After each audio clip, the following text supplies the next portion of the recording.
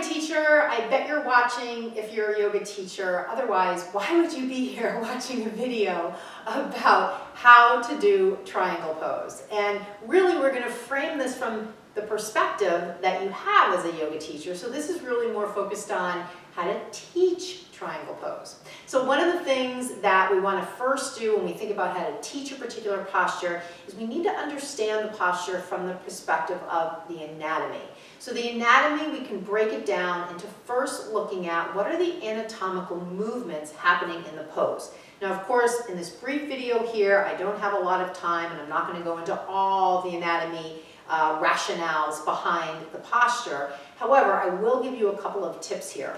So the first thing we can look at is the position of the hips. So if we look at the hip joints here, we have one hip in flexion and one hip in extension. If we look at the arm position, or really the shoulder joint position, we have the shoulders in abduction and both shoulders in external rotation. Now that we understand in part what some of these anatomical movements are, we can now take a look at what are some of the muscles that create those movements. So if we look here at this front hip, we said this front hip was in flexion.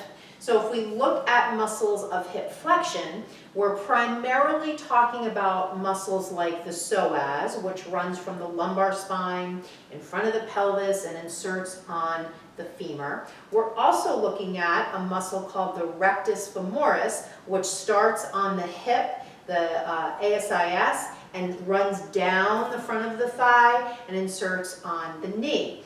This muscle is a hip flexor. It's also part of the quadriceps, so it's also responsible for knee extension.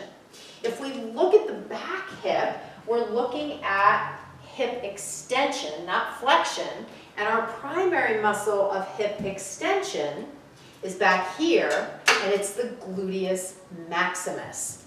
If we look at the shoulders, we said both shoulders were in external rotation, and the two muscles primarily of external rotation are on the posterior aspect of the shoulder, and they're the infraspinatus and the teres minor, which both run from the scapula to the humerus. So now that we have some of the joint actions involved and we've identified some of the muscles that create those joint actions, we can now look at some of the cues that we can give our students. So we could say something along the lines of press away from the block and open your chest to the side, root into your feet, open your arms wide.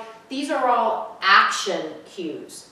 If we wanted to speak to the anatomy, we could maybe speak to the external rotation of the shoulders. And we could say, as you roll open your shoulders, see if you feel any contraction happening in the back of each shoulder joint to create that action. Because here what we're doing is, without referencing the names of the muscles on the posterior shoulder, we're triggering the student's awareness to that part because we know that's where the muscles are that create the action. And this is a way to start to tune in our students to where the action is coming from.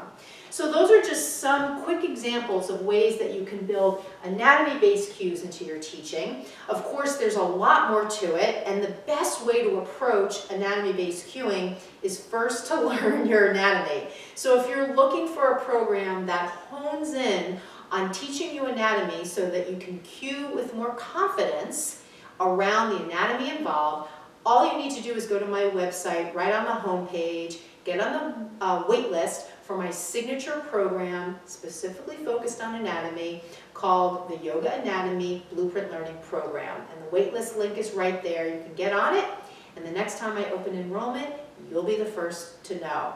So I want to thank you so much for watching. Don't forget to click subscribe so you don't miss my next video. And feel free to leave any comments or questions that you might have. And I thank you so much for watching. Have a wonderful day, and namaste.